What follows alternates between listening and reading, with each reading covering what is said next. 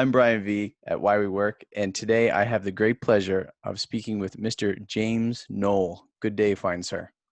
How you doing? I am doing well. I thank you. Again, a LinkedIn connection, and I've been following you, and you were messaging me and telling me some things are going on in your life, and you are a busy man. And I think right after, I don't know what you're doing like last couple of days, but you were into a big project there last week, and Yeah. I'd like to get into that project, but first, can you give a little introduction, but more specifically, when you first started to work? What was one of your first job, and how old were you? Earliest job was probably helping my brother with his paper route. He would wake me up. He's 5 years older than me, so I was probably 8. Were you helping him, or was he telling? Were you He was voluntold? telling me to help. I was not getting paid for this. It was super early in the morning, and I think I did it once or twice, and I was like, yeah, this is your job, not mine. Um, but I think my first real job was at a sub shop. Okay. I was trying to get a job. This is the 80s, so 1984, 1985. I was trying to get a job at TCBY, which is a franchise yogurt shop, frozen yogurt shop. And I blew the interview. A friend of mine was working there, and I did the interview. I was really nervous. I was young. I was 15 years old. And so my dad got me a job with a friend of his who owned a sub shop. So I worked there for a couple of months and used that experience to get the job that I wanted, which was at TCBY, and then moved on from there. Why did you want to work? Why did you want the sub job? Uh, Why did you want either one of those? What was your I didn't really motivation want the there? sub job. I wanted the experience. Um, I think at TCBY, my What were you friends worked thinking? there. Why were you thinking like experience at 15? Where did that drive or Just to determination? have, well, I mean, one thing is just to have money. That's when Yep. you're starting to become a little bit more independent from your parents. I knew I was getting my license in a year, and I wanted to be able to afford gas and insurance, things of that nature, and the freedom that, I grew up in the suburbs, so the freedom that a car provided was definitely one of the motivators, and girls and friends and all that stuff. Did your brother Um, happen to get a car or something prior to you too, and then you kind of saw oh some? yeah, he had a. Well, I think what happened, I didn't know this until later, but my dad came home with the 1985 Ford Mustang and said, "Hey, I got this for you," to my brother. And then a couple months later said, "Okay, now the payments are yours." And so my brother was kind of like forced into, Caught holding the bag. yeah. And so he started doing that. But I saw him with all the freedom that he had, and Yep. how much he enjoyed the car. And that for him has continued. I'm not a car person, but he Mm-hmm. is. But for me, it was more about having that independence, about being able to be my own person, and all the things that teenagers feel now. Teenagers felt since there's been teenagers. It's a way of escape. How did you like the yogurt business in the Subway? Well, we would say Oh, I Subway, hated but it. Sub. I hated it so much. Once I got into, that's food retail Yeah. essentially. Um, it was, it's everything that people understand that type of work to be. It was long hours, little pay, a lot of sloggy type work. My boss at the sub shop was a little draconian. Um, he got uh, he would get upset with me if on my break I sat down and like leaned my head up against the wall or something. And "Hey, if you're on your break, you should be working." I was like, "What are you talking about, man? I got 15 minutes here." Same with TCBY. It was just, it was just really difficult work, and no real reward. Even the money, I think I lasted there as much as I wanted the job Yeah, initially. initially. I lasted there for maybe 3 or 4 months. And then I got a job that I really, really loved, that kind of forecast where I was going to end up going with my life, even though I didn't know it at the time. Which was? I ended up being a daycare counselor, an Okay. after-school How daycare old? How old were counselor. you at At that this point, time? I'm 16. Okay. And so another friend of mine, Franklin, he's a childhood friend of mine who lived next door to me. He had been working at this place called Country Day Daycare. And he said, you've got to work here. It's great. I was like, well, why? I mean, I don't want to watch kids. He's like, no, it's not that. And I got the job, and it was awesome. I would spend 3 or 4 hours after school. Yeah. I was in high school at this point. And so there would be like an hour and a half, 2 hour break between the time my school got out and the time I had to be at work. So, I could go home and take a nap, get a snack, and then go to work for another 3 hours, maybe 4 hours, playing with kids. We played dodgeball and soccer, Yeah. and if it was raining out, we watched movies, and it was just a whole lot of fun. And there were no late hours. Parent pickup was 6:30. Yeah. Maybe we had to wait until 7 for a Mm-hmm. late parent to get there, and then I was home, and I could do my homework and hang out with friends, or video games were a thing, so I'd play that or watch TV, go to bed, and go to school the next day. And even better, weekends were off. There's no after school daycare on Saturday and Sunday, so I had weekends, holidays, snow days off, So and I absolutely loved it. at this point for high school, are you thinking what you wanted to do for college, or were you not quite sure? No, I knew I was going to go. I didn't know why, like a lot of people. I had a couple of friends that when I ended up going to college, they said, we were concerned about you. We thought you were just going to stay around town and, work crappy jobs. I was like, oh, I didn't realize I Okay. had that reputation. Yeah. I thought, I was going to go just like everybody else. Um, I thought I was doing pretty good here. What do you yeah, guys yeah. It's know? like, what are you talking about? They were taking like the AP calculus classes and the Yeah, AP government classes. And I slacked off my senior year. Ironically enough, I took AP physics, which math and science are not my thing. but physics were So okay. I should have taken AP English, but whatever. Yeah, and even when I got to college, I didn't know what I was going to do. I knew I was good at English. I knew that's what I liked to do. Yeah. Um, Once I started taking the liberal arts classes, I realized that I didn't want to take any of the other classes. The ones that they make you take. The Hmm. history class was okay, but then I had to take a math class and a Hmm. macro and microeconomics class, and I did the opposite of what they told me to do, and I put those off until like my junior and senior year, and just delved into to Into all my English. English classes. Yeah. And it wasn't until sophomore year they make you declare. I was like, well, English is what I'm good at, so that's what I'm going to be. I'm going to be an English major. So what was your hope? To be a writer or to be a teacher? Or did you not know? I was getting into writing at that point. I had been since I was 16 or 17. I didn't know, I didn't know how to write. I could write well for academic stuff. I was writing fiction, but At it's not very 16 and good. 17? Yeah, yeah, trying out short What stories. what was your first story when you, I mean, not so much the first, but one that you can, what were you Well, writing at 16 and 17?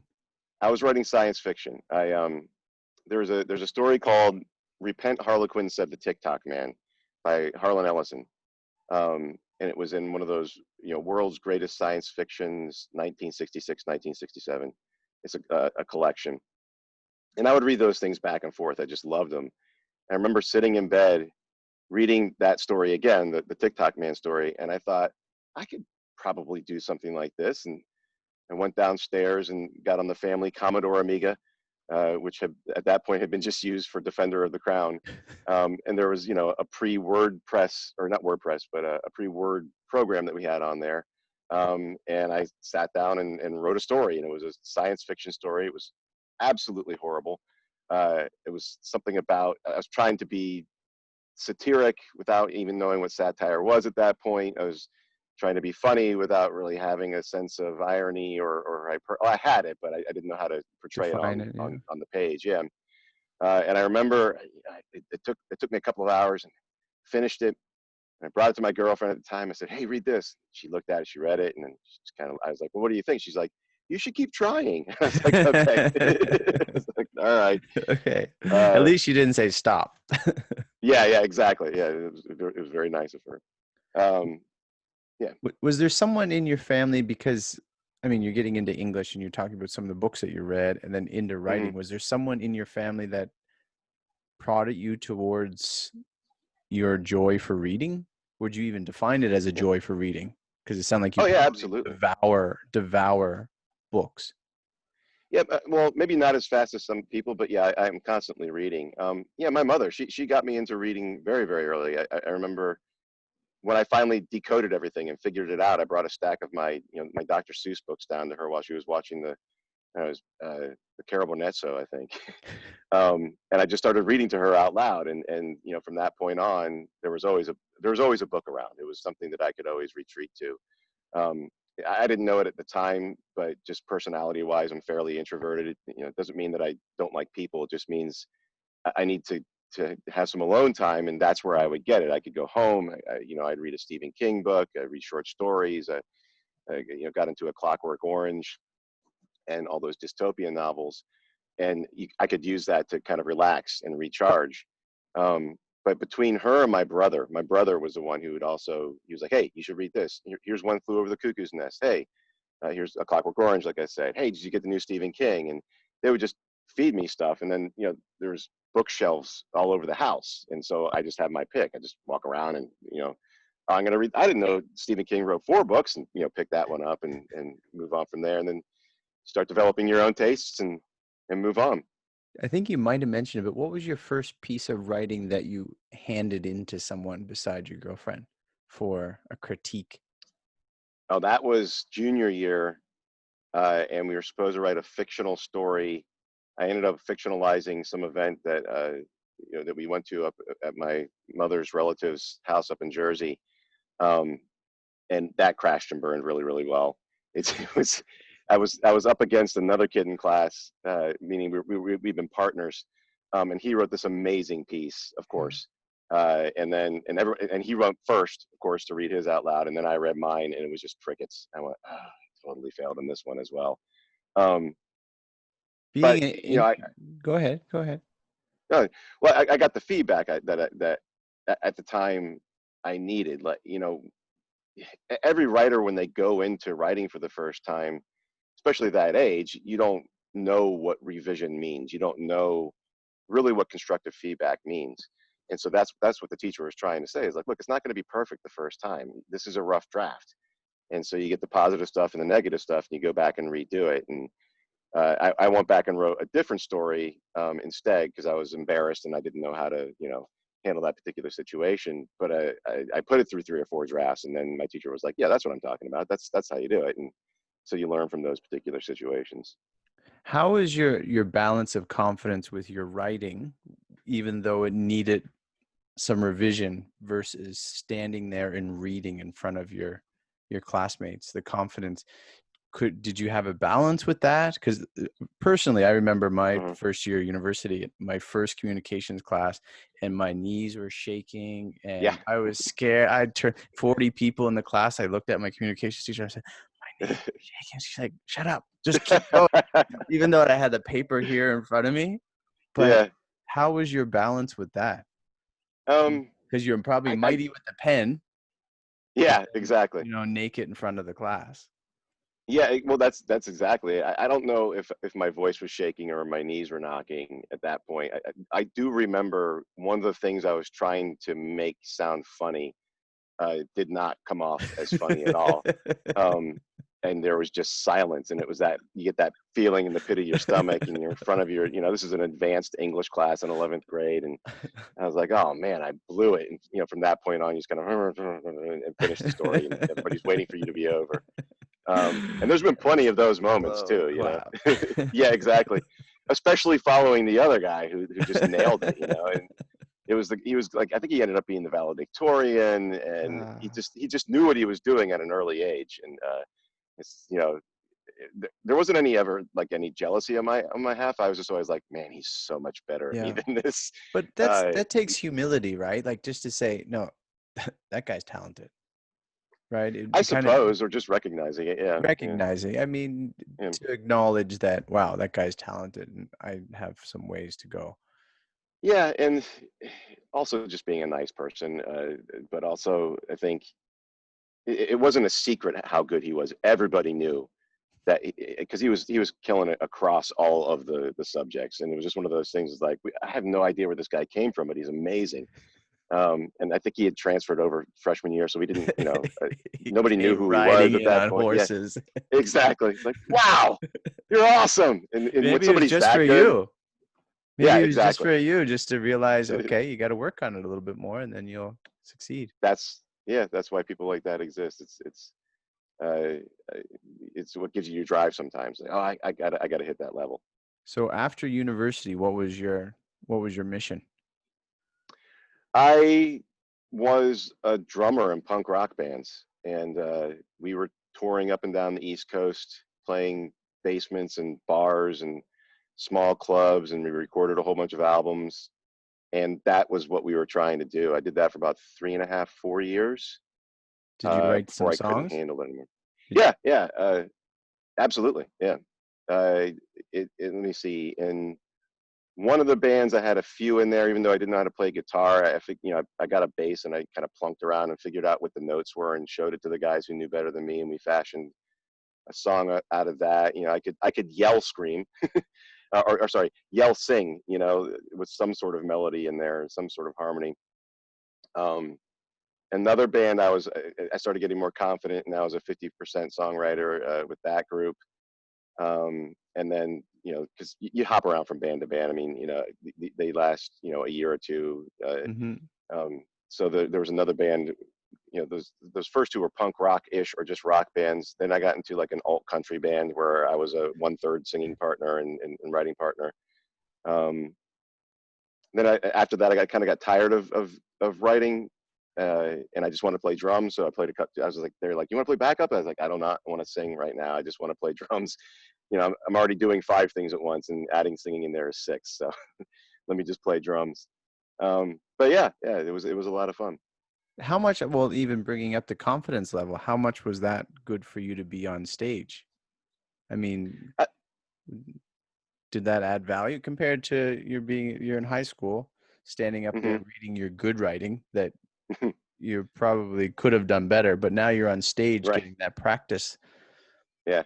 Like as a teacher, I know that hmm coming to Korea, I'm a teacher in South Korea. So Right. this was the best thing for me to stand up in front of these classes for whatever I do in life, just to Yeah. do this on an ongoing basis really boasts your confidence, just gets you more familiar with standing in front of people. So being in a Yeah. punk band, I mean, it wasn't country all the time, and it wasn't, a ballad of sorts. And you guys are Right. probably up there jumping around, screaming and enjoying Yeah. yourself. How is that for your confidence?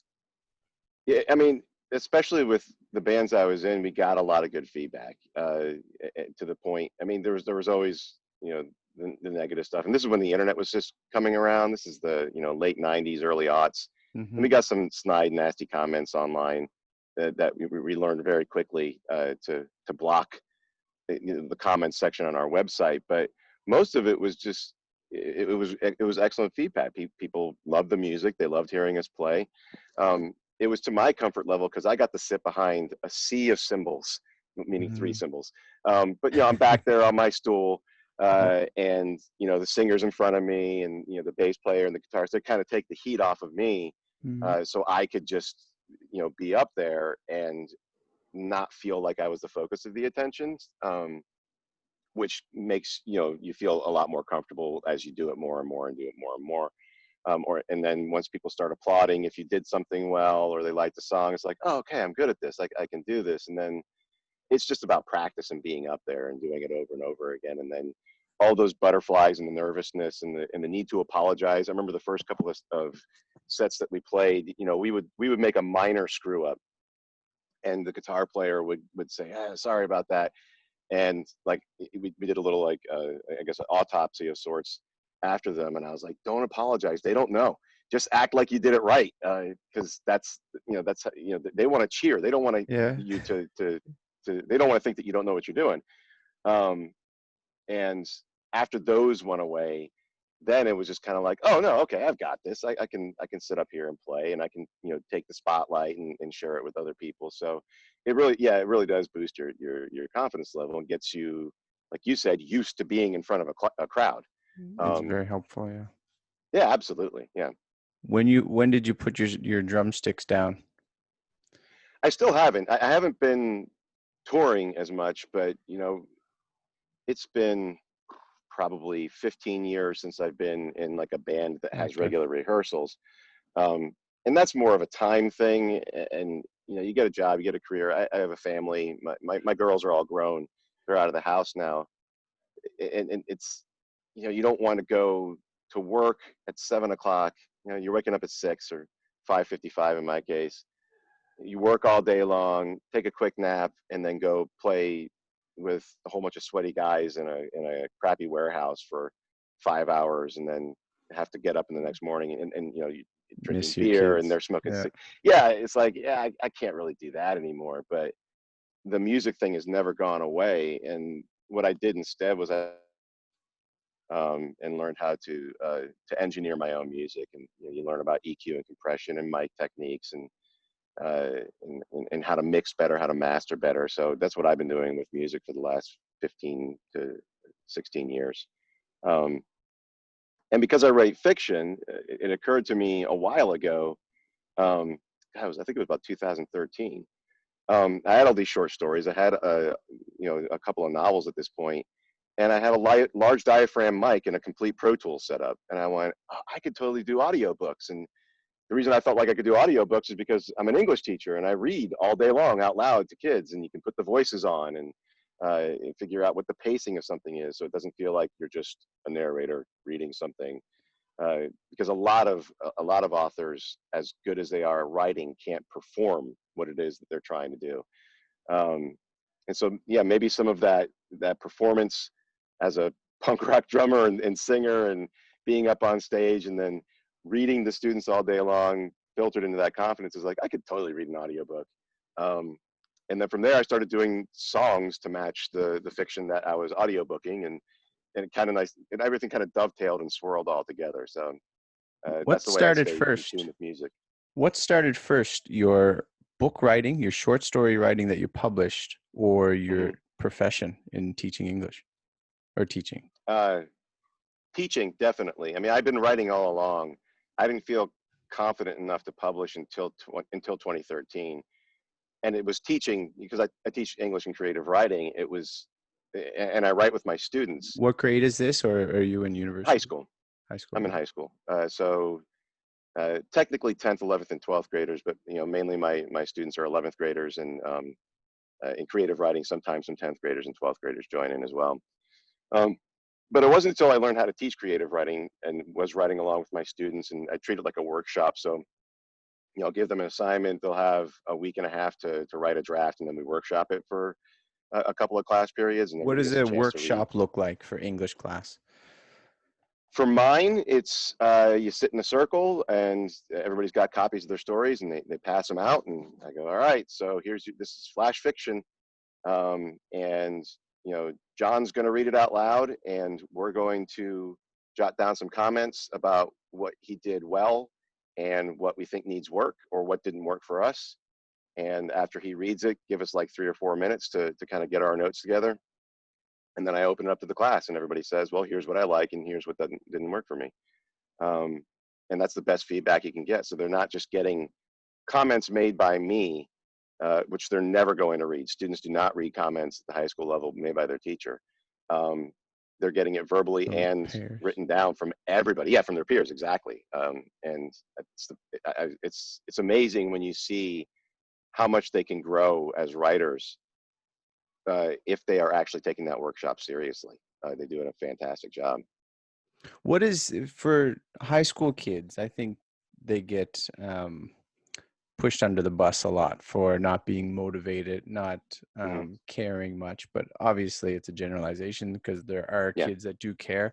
What is your pitch, for lack of a better word, to the kids of why it is good for them to read, to hone their writing skills for their future? What is maybe a typical thing you might say to them off the cuff or at the Yeah. beginning of classes? Yeah, to the ones who are resistant, I go, look, you're going to need to communicate at some point in your life. And this is a way of figuring out how to communicate well, succinctly, and with reason and logic, no matter what it is that you're writing. If it's 11th grade, we're teaching them basically argumentative essays and narrative structure, narrative essays. The AP classes that I teach, it goes well beyond that. It's more literary analysis and rhetorical analysis. But yeah, that's what it is. Like, I don't care if you're an HVAC repairman, a plumber, an English professor, a colonel in the army, if you cannot communicate, you're not going to do well, and this is going to help you do better in whatever it is that you're looking to do. Um, and that, more than anything else, is the best sell, because uh, especially the 11th graders that I teach, just the regular English kids, uh, they might have had a bad English teacher in the past who, you know, makes them write because they have to write, but they've never explained the purpose of doing Mhm. it. It's just because you're supposed to do it. It's like, that's not really, it's not meaningful to anybody. And they're not, you know, a lot of those students aren't going to college. They might go to, they might be nurses. They might be going into computer science and not need a computer science Mhm. degree. Some of them are going to go into trades. Um, and so telling them that literary analysis is important because of their thinking skills is not something they really care about. But telling them, if you can't communicate to a client why they need to get something done or why you're doing a specific thing for them, you're not going to get clients, or you're not going to get hired by a boss who needs to know that you know your stuff. And that works better. I wouldn't say it's like a complete sell because they're still high school kids, Yeah, but how receptive are they? I mean, generally speaking, do you see that some of the, you know, let's say bad apples like actually start mhm. turning pretty good and say they're understanding uh, getting it, or is that few and far between? yeah, you know, by the time they get to 11th grade, their patterns are pretty much decided. And you know, I mean, I wouldn't call them names or anything. This, because there's such an array of Mhm. difficult things that people have to go through in their life. Absolutely. Yeah. That that's one of the things that I learned very early on being a teacher, which is, at first I was like, ugh, I can't stand teaching this kid, and he's such a, you know, he's such a hard, he gives me such a hard time, or you know, it's his mouth or his behavior, and then you realize where this kid's coming Yeah. from, or where, you know, what they've had to deal with, or why they're acting the way that they are. And I mean, don't get me wrong. There's always going to be people that you don't like, students or adults. But my job as a teacher is to assess um, what they can and cannot do and help them. And you just kind of, when you cut through all of the behavior, if they are behavior problems, and you get to know them as people, even if you know they're still going to fail your class because they're just not going to do it, uh, you still have made this relationship with them that goes beyond just some, you know, teaching that content, and you end up going like, hey, I just want to help you out. What is it that I can do? And I hope they appreciate it. You know, it makes life a lot easier for everybody when you approach them as human beings instead of kids, to, you know, dump information into. When did you, or what was your motivation to publish your first book? I'd always wanted to, and I had enough short stories and a novel done that and the self-publishing revolution had come around. Um, and because of my experience with, you know, being in punk rock bands, that's all DIY. You know, you would be laughed at if you showed up at a gig without merch and your own CDs that you self-produced and screen printed yourself. And so I never understood, because that's gas money, that's food Yeah. money. Yeah. Um, and But in the publishing area, there were still the gatekeepers and this Mhm. system that's put into place that, uh, maybe for good reasons and maybe for bad, but this allowed a lot of people from even giving it a shot. And it was, Create Space was at that time. You know, this is 2013. It had been around for about 5 years, and I just found out about it. And I thought, oh, I can do it myself. I've done it myself with these other things. Um, the stigma is still there, and it was definitely there in 2013, but it's slowly going away, because prior to that, it was vanity publishing, meaning, you know, you had to buy 500 to 1,000 copies of your crappy book that was poorly edited, and try to sell it, and usually they just ended up moldering in your garage somewhere. But this way, you could order one or two copies, and if changes needed to be made, you can make them immediately and for free. And so, just as a model of getting it done, it was attractive to me. And then also because I'd always wanted to do it, and I was a creative writing teacher, so I wanted to show my students, I was like, look, you can write your own book now. You can publish your own book. It's just like in the music space. It's just like in the indie film space, and you can do these particular things. And then I just didn't stop. I just kept writing and kept writing and kept publishing and kept publishing. How good would that feel to be an English teacher? Myself, not a good one, but M1.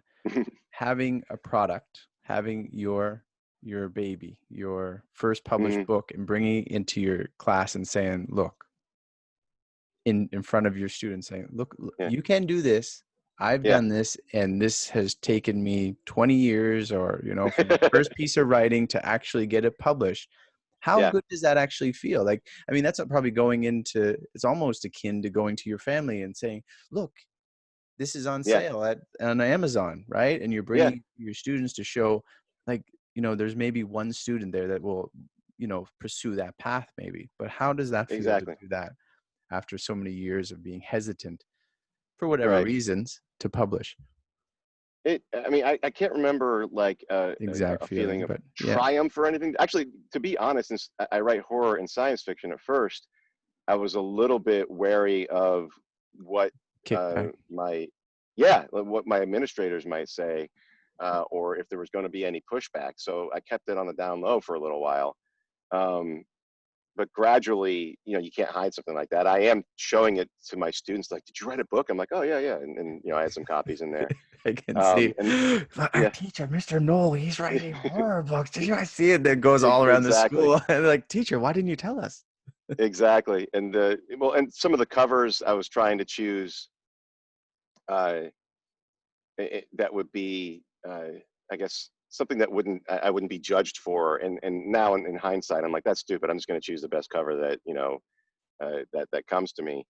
Um, and that came from going to a lot of conventions, where you're selling where I sell my books, and just being around other horror authors, and they're like, you need to make your cover scarier. You need to, you know, go a little bit more into Yeah. what horror fans want to read, and then realizing that there are a ton of people who love horror. Yeah. It's not something that doesn't sell.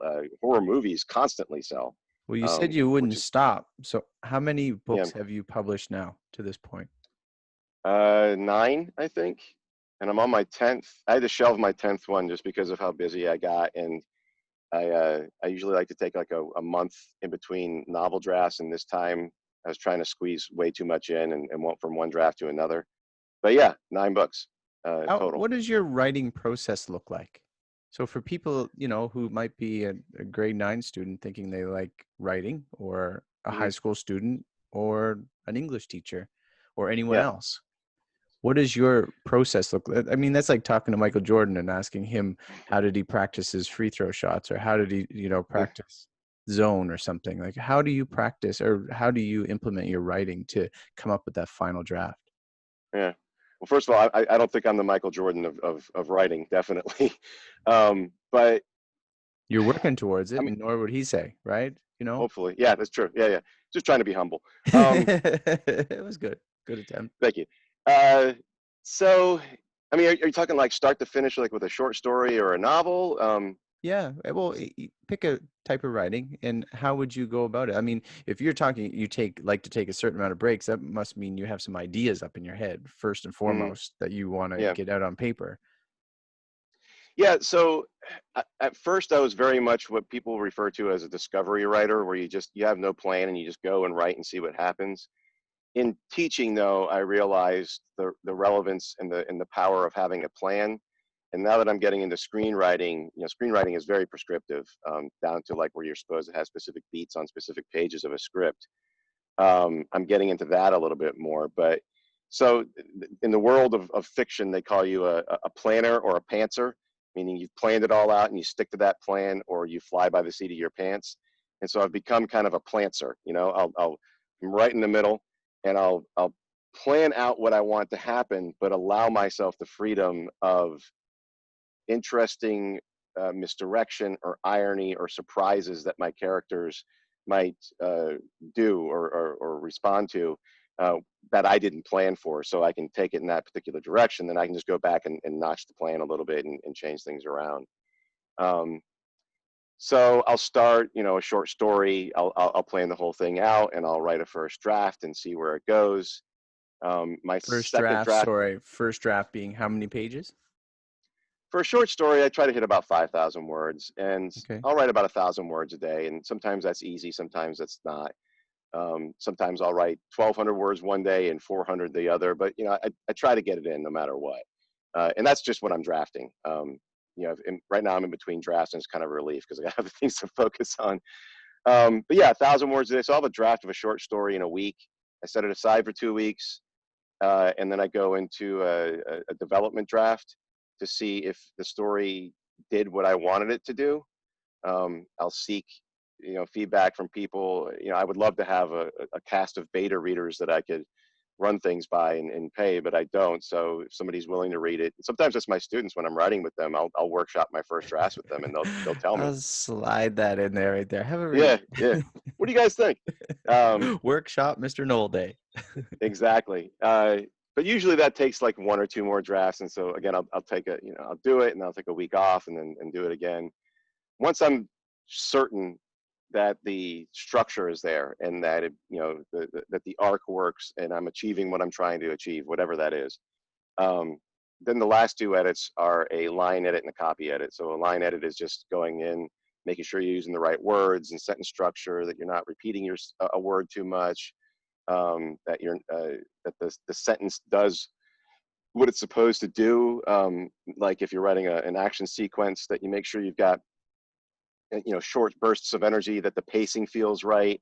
Or if you're in a dream sequence, maybe you can use some longer sentences to make it feel a little bit more expanded.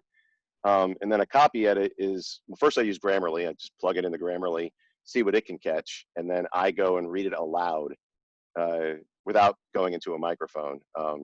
Because you'll be surprised, and this is what I tell my students all the time, how many weird phrases or misspellings or even just grammar errors you will catch when you read something Read it aloud. Because aloud. when you read silently, your brain's already predicting what's going to be on the page, and you'll skip over stuff. But if you read it aloud, you're forcing yourself to hit every single word, and you'll catch stuff better. And then after that, if I can afford a professional editor, I'll send it to one of them. If not, again, I let it sit for a little while and come back to it periodically before I feel like I'm ready to put it into a collection or to publish something. How many times out of the 9 books that you published did you put to a professional editor? Twice. And how? Probably to my Go okay. ahead. To your Probably to own. my own detriment. In what way? Because they could probably be, no, they could be a lot better, I think, once you enter into a collaborative partnership with somebody who knows story. I just can't afford it. It's 5 cents a word for a development draft, and you're looking at 88,000 to 100,000 words, and it just becomes cost restrictive. I'm a English teacher. I I don't have the know. money for this. So yeah. So how, with the 2 people that edited your books, how were they with editing too? Did that bring you back to grade 11? And Um, constructive feedback, oh or well. was it Yeah. read all over? No, I think it's in that type of partnership. The goal isn't to make me feel like the work isn't worth doing. Mhm, mhm. But they brought up plot holes, mischaracterizations, dialogue things. Was there a In the lot? last, Was there a lot, and you were a probably bit more than more I shocked? expected. Yeah. Yeah, yeah. But also at the same time, that's what I wanted. I was like, cool, Yeah, thank you. exactly. That's what I need. In the last one that I did, my co-writing partner, we're writing some screen plays together. I paid him to do it, and because he wanted to get into novel editing because he's always done screenplays. And he pointed out a lot of this. He's like, I don't think what you're doing works. Try this, this, and this. And then I went and replanned everything. He says, that's good. That sounds like something that I want to read. And that's when I had to stop in the middle, because I know the plan's there and I can always pick it up in a month and follow it again. Yeah, because without worrying about not being able to finish it. And because of his feedback, I think it's going to be, it actually took one book that I wrote, and I think it's going to end up being 2, which actually saves me time because now I Yeah. don't have to come up with an idea The for the second third one, book. third book. In your mind, right? This is the idea of the podcast, of getting people in their work, and the talent that people have amaze me, right? I'm not sure what my talent is or my skill, but you're a writer, right? So you've written 9 books, which is 9 more than most of the people in the world will ever write, and you're not done yet. In your mind, when you're thinking about these books that you're writing, what is going on, like, with your thought process? And, like, in the middle of the night, do you wake up and say, I got it, I got to go write this down? Do you have any of those types of moments? Like, is it ongoing dialogue in your mind about these particular stories that you're trying to develop? Strangely enough, Or are you not able to anymore. I shut know it off, I have been, because I know how to, at this point, at least for me, it's like, okay, when I'm working, I'll do that. But early on, I would wake up with ideas, or because it's an anxious brain when you're in that creative process. But I still do that with music and music ideas. Like a melody will come to me, or a Mhm. harmony, or some sort of bass line or something that will wake me up in the middle of the night, and I'll pick up my phone, and it's got the voice message thing on there, and I'll sneak off into my little studio space and whistle it or hum it. It's packed with basically me uh, humming and whistling the voicemail or the voice app, humming or whistling tunes and stating ideas as I drive to work. So you hear the car going and the radio's on the Yeah. background. I was like, oh, here's an idea for another country alt song, and then da da da da da da da da da, and then go. So I can always go back and filter through those. Um, and in fact, that kept me up last night, because I'm in the middle of trying to complete a song before we go back to work.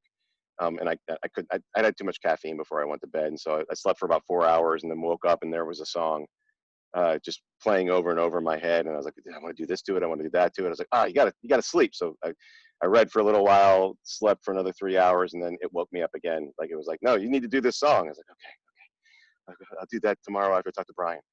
What what is the value? I think you just mentioned it, but it kind of slipped past me, of, writers would say, or whomever, to always have a pen or a pencil and a notepad near you. So what is your device that you use if you find that valuable for whatever sort of inspiration that you get? What do you use to keep track if you're, on the subway or riding your bike? Did you Mhm. say you use an app of sorts, or is it you use the It's old just the trusty? voice app on my iPhone, um, or the Notes app on the iPhone. Okay. I'll type some things into there. I used to love to write my first drafts by hand, and I still do with short Mhm. stories. But novels, it just becomes too cumbersome. I can't get them done fast enough, just because it takes longer. But there is an intrinsic value to writing out a shorter work by hand first, because you've done all the hard work there, and then you'll do a natural development edit, translating it from page to Google Docs or Pages or whatever it is you're using. Um, Scraps. I should show you my desk. I've got scraps of paper and envelopes all over it that have jotted down ideas, because I can't seem to keep anything around me. I'll walk around with it and put it down somewhere. It's like, the idea just happened. I don't want to lose it. So, Yeah. okay, business card of somebody that I forgot. You get an idea. Um, but yeah, it's. I had a friend that I played music with, who he would come in with lyrics written down on cocktail napkins all the time, because he would have ideas at the bar. Yeah. And I was like, "Are you gonna get like a little clip for that, so we can figure it out?" And he'd put them up on the wall and try to figure out what it was that he was doing the night before Piece at it all midnight. together. Yeah, yeah. So it's something similar to that. So you're an English teacher. Hmm. What would you call yourself? Uh, I'm an English teacher. I mean, if You're an I mean, English teacher I guess, first and foremost. yeah. Some of my friends tell me that I shouldn't call myself that, and I go, but that's like my main gig. That's where I get, like, that's Mhm. where the mortgage is paid, and I get health insurance. So I don't have a problem saying I'm Yep. an English teacher.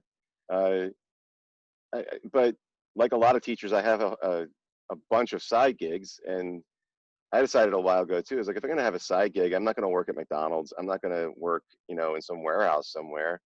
I'm gonna try to make the art stuff that I do work instead. And sometimes it does, and sometimes it doesn't.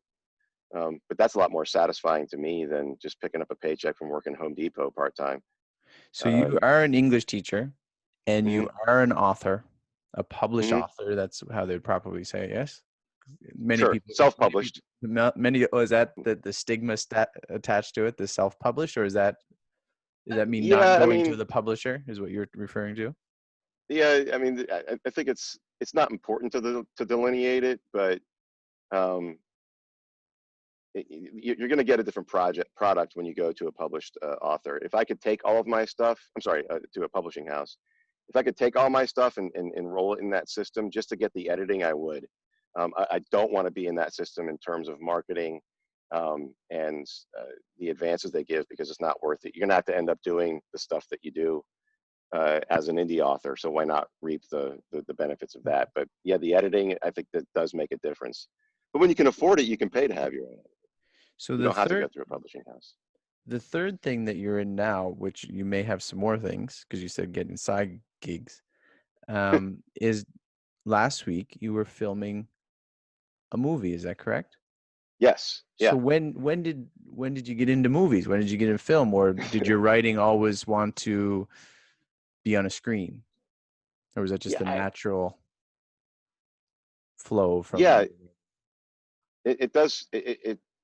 Well, I mean, first of all, I love movies and I love, good television shows. Not all the pablum that's out there, but um, it came from me wanting to do something else with the fiction for a variety of reasons. Um, and honestly, I do go to a lot of these like live shows, which they've been shut down because of the virus. Mm-hmm. And the first thought was, oh, well, I can just have another selling point. I'll have, downloads or maybe even a DVD that I could sell at these shows that I go to. And, it'll be based on a short story that I wrote to keep costs down, and I'll get it professionally done. And since I know how to do sound, I'll do all of the post-production on that to make sure I can afford it. And it'll be just a cool marketing thing that I could do as well. But then it took on its own legs. And once I started learning more about film production from a couple of classes that I took from somebody who lives in Virginia who does indie film production, and got involved with the director and DP who live out in LA. And they started getting people involved from LA, and it became more and more of a professional thing, to the point where now the director says, I want to take this to festivals. We use this as proof of concept. Maybe we can get a feature done out of this. And so I enlisted my friend Chip, who's an actual reps writer out in Hollywood. And he and I are working on concepts right now. And it kind of just took on its own life in that way. But the original intent wasn't to do that. The original intent was um, to have proof of concept of one of my short stories in film form, so I could film the rest of them. So get funding for the rest of them. So how did that process go? I don't want to take too much of your time, but when did you start filming for that? Was that just a The short the period of actual time? Yeah, the actual production was only 3 days. It should have been Okay. 4, but it was only 3. But the pre-production, I started planning this in January, and figuring out how to do it and raising the money, and selling off a whole bunch of gear that I didn't need to be able to raise the money, and interviewing directors, and finally getting one that I was comfortable with, and then getting crew. I mean, yeah, that was a good 6-month project that it took to get that up to speed. And then all the money was in place, and the director and DP flew out on a Thursday. Uh, I went up to Northern Virginia to get the gear with the DP on Friday, while the director was with the production designer on set, figuring out how to make that look the way that she wanted it to look. I was picking up the actresses who were flying out as well all day long on Friday. And it Grabbing was, the donuts and you're doing yes, it was that part of the process. I told the director and DP, I was like, I'm not doing that part again. We're hiring somebody. If this actually gets made into something that's got a legitimate budget, you not just what give I can someone a raise, job. somebody else is doing that, because I was driving all day long and it was not fun. Um, yeah, and then we filmed on Saturday and Sunday, and there were still some shots they wanted to get, so we did it Monday morning. And then LA people went back to LA, Richmond people went back to Richmond, and I sank into my couch for about 2 or 3 days to get over the production exhaustion. Have you ever experienced anything like that, behind the scenes camera sort of stuff, movie, any sort of things like that prior to this? Yeah, not with film, but with audio production, sure.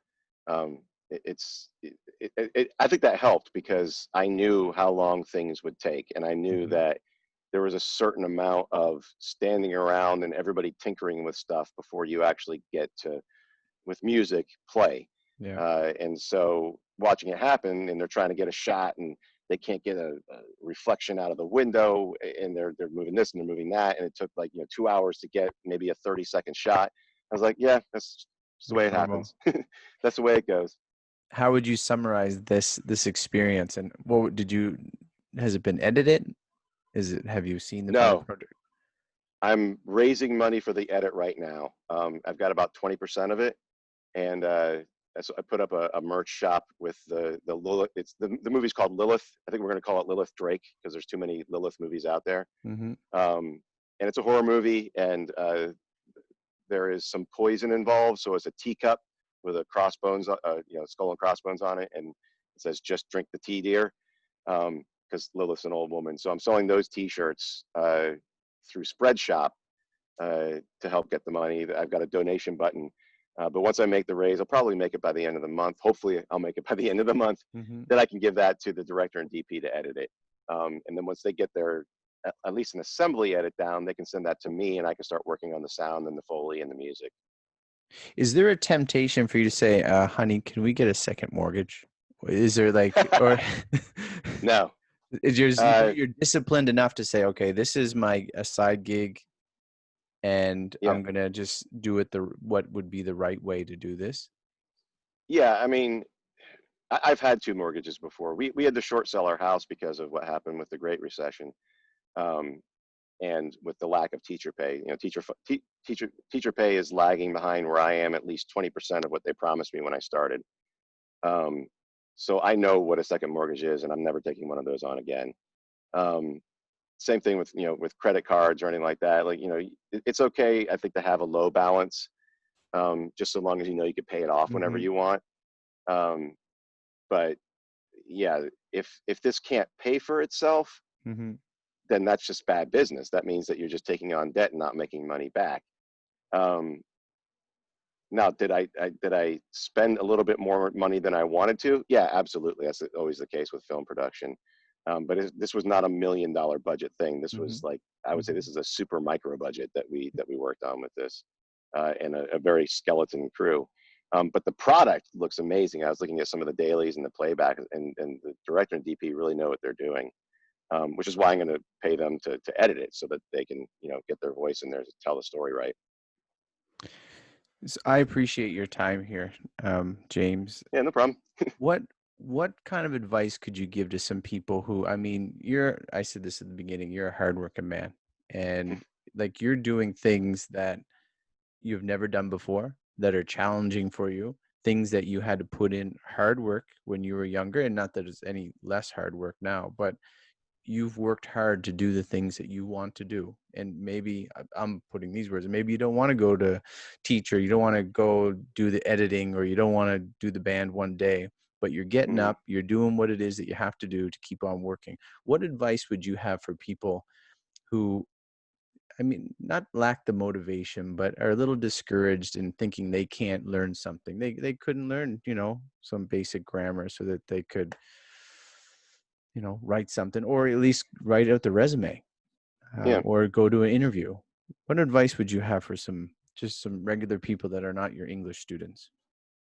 I think there's 2 different levels you're looking at there. I mean, if it's at the beginning level and there's that amount of fear and uncertainty for trying something new, or maybe something that they're not particularly comfortable doing, or quote unquote good at, um, you've got to take that first step. And the best thing that could ever happen to somebody is to screw it up. I tell my students this all the time, and I tell myself that all the time. Screw it up. If you screw it up, you'll learn how not to do that screw up again, Mm-hmm. and then have the wherewithal to keep on trying over and over again until you get it right. And so at that level, if you're moving up to I want to write, but they lack that motivation or time or whatever. I think it was Toni Morrison, or maybe it was Maya Angelou. When she was young, she made sure that she wrote every night before she went to sleep. Sometimes it would be 100 words, sometimes it would be 400 words. And that I think is what you have to do. You have to just put your foot forward and start the thing. And once you get into it, you'll be amazed at how much you can actually achieve. My friend Bill Harris, he's an artist, and I was talking to him about this very same thing a couple of years ago. And I said, well, what do you do when you don't want to go paint? He's Mm, like, I recognize it, because as a creative person, you find a million different things to do before you go do the creative thing, because it's hard. yeah. So my house gets really clean sometimes, or the laundry gets done. Yeah. Um, but then he said, look, I just go into my studio, even if I don't want to do it, and I pick up a brush and I start. And he says, sometimes I'll get half hour into it as like, I'm done, I'm not doing this, and he goes away. Sometimes it's 3 hours later and he got sucked into the rabbit hole of doing something. He said, either way, you're achieving something for that day. So whatever it is that you want to do it a lot, do it a little bit, just cut out the time and make sure you get it done. Do And it. Yeah. yeah, and if you mess it up, oh, so well. I mean, you should hear all the crappy recordings I did for 10 years before. Like I had that first breakthrough where I finally understood EQ and compression. The songwriting might be good, but the sound quality is lousy, and and I still feel like I don't know enough. But that was 10 years of hit and miss over and over again. Keep on trying, keep on trying, keep on trying. What is the most difficult thing that you do? What is the hardest thing you do, whether it's in teaching or writing or now, you know, producing movies? And I'll say movies because you'll go on to do some more. Hopefully, yeah. um, What is the most difficult? you mean like technically difficult or Yeah, motivation sure. wise difficult? Or No, technical difficult. What would cause you the the most difficulty? well, yeah. Once drafting anything, songwriting or a piece of writing is the easiest thing. It's the funnest thing. It's where all the creativity happens. Once I start, going into a mix of a song, I do podcast editing for clients on the side, or doing my own audiobooks. Once you go into the tweaking of it, if it's so technical, it can get tedious after a while. That's the most difficult part of any creative project, is when you're in the middle of it, trying to get the thing done that you want to get it done. And in terms of wanting to do something and liking to do something, I hate audiobook reading, because it's not like this. I can say and make verbal errors and slur my words and everything with an interview. With an audiobook, it has to be very clear, and you have to say the line correctly. And I make myself do it, and I've got to do one today, and I'll probably do it tomorrow because I'll just put it off. I don't want to do it. I don't want to stand here and read from the page and then find all my errors and like, oh crap, I already put that out and got to go fix So an yeah, error. we So didn't mention that, but quickly about you're in a booth right now and you yes, do yeah. so that's another side gig that you're doing, reading audiobooks. It's just another way of marketing what I do. There's so many different avenues now. I put it out on a podcast, and then I These are also your upload own it books to. then. These are your own Yes, yeah, these books? are my books. Okay. Yeah, so it's just another thing to have to make money Yeah. off of this. It was about 4 years ago I decided to start really taking book marketing seriously, and that's when I decided, I was like, well, I got all the gear, so I might as well do it myself, because then I can save money on the production. And uh, so I put it out on a podcast. I put it on Find Away Voices, and they distribute it to all these different places where, I'll get a $20 or $30 payment a month from library fees, mainly people checking it out in the library. Um, and that's without doing any marketing whatsoever. So just continuing to create content in different avenues ways for people to find out who I am. Well, yeah, you mentioned about the internet a few years ago wasn't around, or there wasn't the big kick, and things are changing.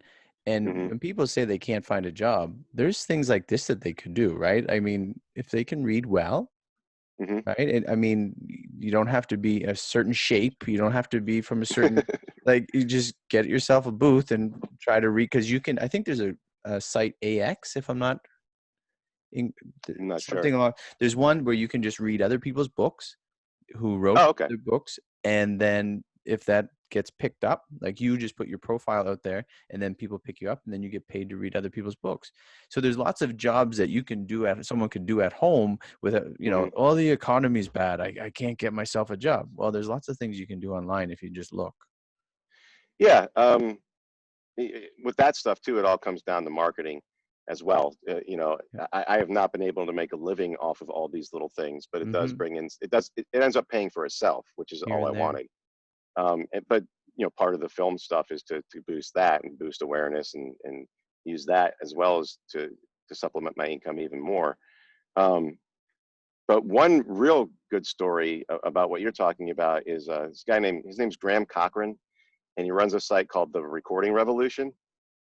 And at the last economic downturn, he was an audio engineer and he got laid off. And you can look him up online. He'll tell you the story.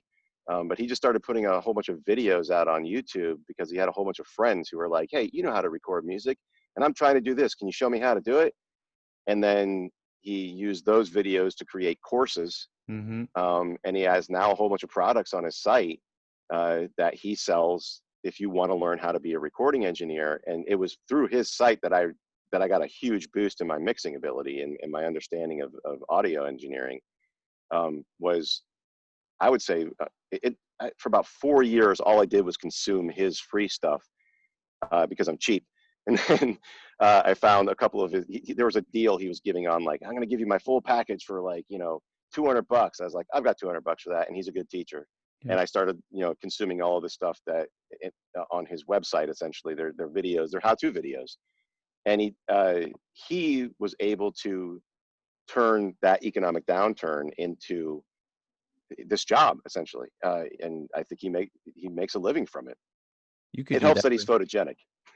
You could do that with creative writing, could you not? Mm-hmm. I could. I got caught up in all the other creative stuff, and doing online courses is slightly different Yeah. For that. But yeah, that's a complete option. Sure. Someone mentioned to me today Fiverr, Fiverr.com. Mm-hmm. Did you ever hear that? I did.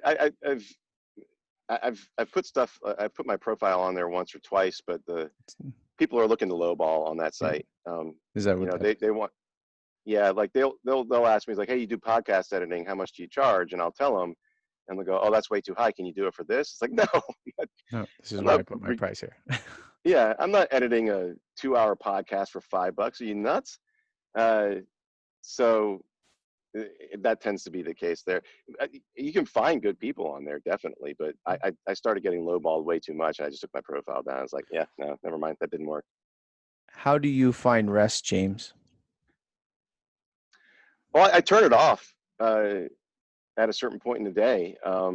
We're going back to school now. It's going to be all virtual, but I'm still expected to teach. So I'll be up at 6.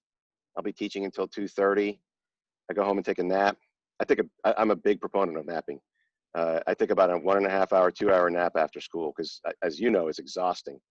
But then 5 o'clock rolls around. I'll go to the gym for an hour. Then it's like 6 to 11, 6 to midnight. What else am I going to do? I mean, my kids are all grown. Mm. I've done all the work that I had to do, and I can spend 3 hours, doing a little side gig and writing 1,000 words or mixing a song, and then 9 or 10 o'clock rolls around, and I'll watch a television show and go to bed. Otherwise I'm just sitting, and I can't do that. What has brought you joy? What is your greatest joy in the work that you do? In the work that I do, Yeah. Having the content, creating content, I love it, to the point of it takes away from the marketing I should be doing. I would much rather create content. That's fun. That's fun for me. How has work brought you through life? How has it helped you? How has it helped you? Been a constant in your life to bring you through, thinking back of the subway maker or the sub maker to the ice cream disher. Well, other than the yogurt disher. You get money, and we live in a capitalistic society here. Work provides worth. Work provides meaning. I know plenty of friends who don't want to work, and I don't understand why. I understand why you wouldn't want to work a specific job. They don't want to work at all. And I was like, so you're going to do nothing? That makes no sense to me. And so choose the work that you want and make it meaningful. And well, like you said, it gives you joy. Even the parts of teaching that are the most difficult or that I don't particularly enjoy in the moment, gives me meaning. It gives me Hmm. worth. At its lowest level, it gives me something to talk about with somebody else. Um, and in that definition, you can find happiness. I mean, just for an encouragement to you, one of my greatest teachers, Mr. Strugnall, was my grade 11 English teacher. And he's just very impactful. I was a horrible student, but he was very encouraging, and he led me towards writing and reading more than, and it's just someone I always remembered. In closing, James, why do you work? It gives me meaning. It gives me direction. It provides the worth of my life. That's great, James. That was Magic Threes, by the way. I appreciate your time. I appreciate your willingness to do this when you are a busy man and you do Oh, have a lot on the go. And that's all I right. hope Thank you you. nothing but also, how can people reach out to you? Um, my website is jamesnoll.net. If they want to, I'll spell that because people misspell my name all the time. It's Hmm. JAMESNOLL.net.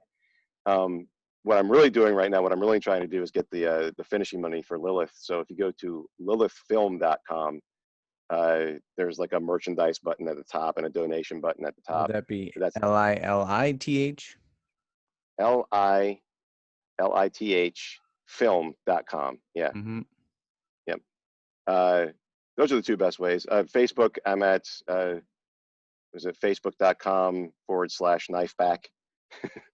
Those are the three places I think you can reach me the most. Perfect, James. I appreciate your time. You've been a gentleman and a scholar. Thanks, Brian. Thank you. Talk to you later.